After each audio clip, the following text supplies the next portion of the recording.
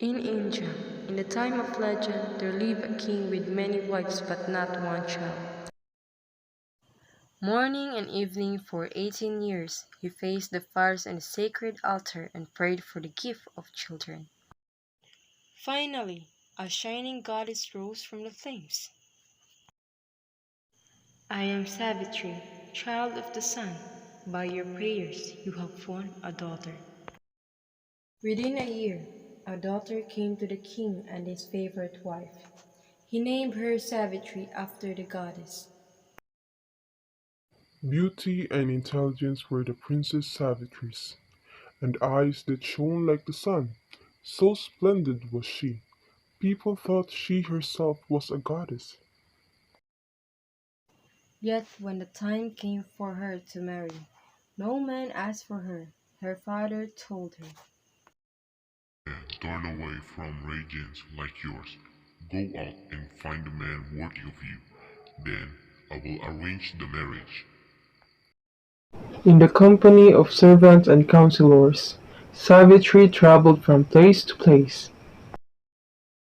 After many days, she came upon a hermitage by a river crossing.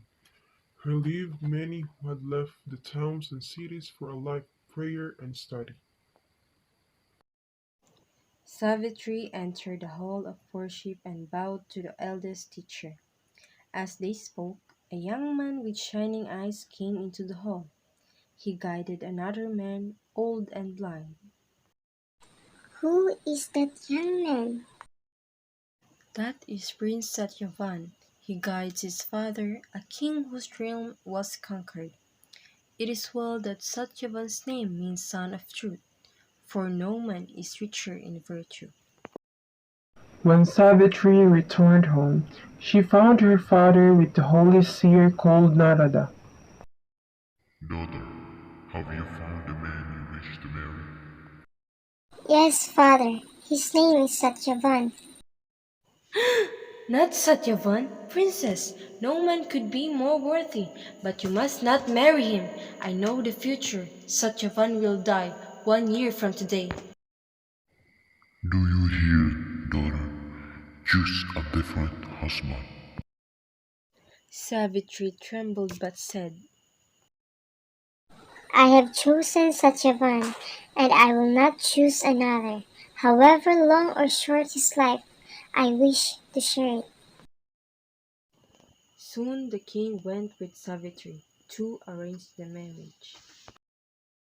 Satyavan was overjoyed to be offered such a bride, but his father, the blind king, asked Savitri, Can you hear the hard life of the hermitage? Will you wear our simple robe and our coat and martyred bark? Will you eat only fruit and plants of the wild? I care nothing about comfort or hardship. In palace or in hermitage, I am content. That very day, Savitri and Satyavan walked hand in hand around the sacred fire in the hall of worship. In front of all priests and hermits, they became husband and wife. For a year they lived happily, but Savitri could never forget that Satyavan's death drew closer. Finally, only 3 days remained. Savitri entered the hall of worship and faced the sacred fire. There she prayed for 3 days and nights, not eating or sleeping. My love, prayer and fasting are good, but why be this hard on yourself? Savitri gave no answer. The sun was just rising when Savitri at last left the hall. She saw Satyavan heading for the forest, an axe on his shoulder. Savitri rushed to his side. I will come with you. Stay here, my love. You should eat and rest. My heart is set on going. Hand in hand, Savitri and Satyavan walked over wooded hills. They smelled the blossoms on flowering trees and paused beside clear streams. The cries of peacocks echoed through the woods. While Savitri rested, Satyavan chopped firewood from a fallen tree. Suddenly, he dropped his axe. My head aches. Savitri rushed to him. She set him down in the shade of a tree. My body is burning. What is wrong with me? Satyavan's eyes closed, his breathing slowed.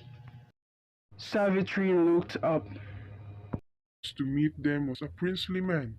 He shone, though his skin was darker there than darkest night. His eyes and his robe were the red of blood. Trembling, Savitri asked, "Who are you?" Princess, you see me only by the power of your prayer and fasting. I am Yama, god of death. Now is the time I must take the spirit of Satyavan. Yama took a small noose and passed it through Satyavan's breast, as if through air. He drew out a tiny likeness of Satyavan, no bigger than a thumb. Satyavan's breathing stopped. Awaits your husband in my kingdom. Satyavan is a man of great virtue. The likeness inside his robe. Then he turned and headed south, back to his domain. Savitri rose and started after. Yama strode smoothly and swiftly through the woods, while Savitri struggled to keep up. Finally, Yama turned to face her. Savitri, you cannot follow the land of the dead. Lord Yama, I know your duty is to take my husband, but my duty as his wife is to stay beside him. His sight and his kingdom shall be restored. Yama again headed south. Savitri followed. Along a riverbank, thorns and tall, sharp grass let Yama pass and touch, but they tore at Savitri's clothes and skin. Savitri, you have come far enough. Lord Yama, I know my husband will find happiness in your kingdom, but you carry away the happiness that is mine. Princess, even love must bend to fate. I admire your devotion. I will grant you another favor. Anything but the life of your husband. Grant many more children to my father. Your father shall have many more children. Yama once more turned south. Again, Savitri followed. Up a steep hill Yama glided, while Savitri clambered after. At the top, Yama halted. Savitri, I forbid you to come further. Lord Yama, you are respected and revered by all. Yet no matter what may come, I will remain by Satyavan. Princess, I tell you for the last time, you will not steal. I can only admire your courage and firmness. I will grant you for the last favor anything but the life of your husband. Then grant many children to me, and let them be the children of Satyavan. Yama's eyes grew wide as he stared at Savitri. You did not ask for your husband's life, yet I not grant you wish without releasing him. Princess, your wit is as strong as your will. Yama took out the spirit of Satyavan and removed the noose. The spirit flew north, quickly vanishing from sight. Return, Savitri. You have won your husband's life. The sun was just setting when Savitri made her way back to Satyavan. His chest rose and fell. His eyes opened. Is the day already gone? I have slept long. But what is wrong? My love, you smile and cry at the same time. My love, let us return home.